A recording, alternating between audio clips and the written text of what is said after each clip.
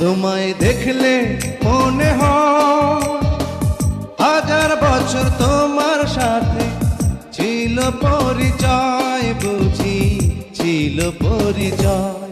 তোমায় দেখলে মনে কিছু লোকের এই ভিডিওটা দেখে অনেকটা বলবে, যেমন তোমার বলছে, তাই না ভাই বা বোন?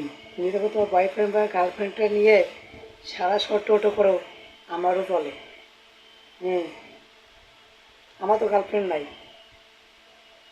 এখন কি আর করার? গুগলতে ছবি নামাই, সেই দিয়ে আমি ভিডিও করতেছি।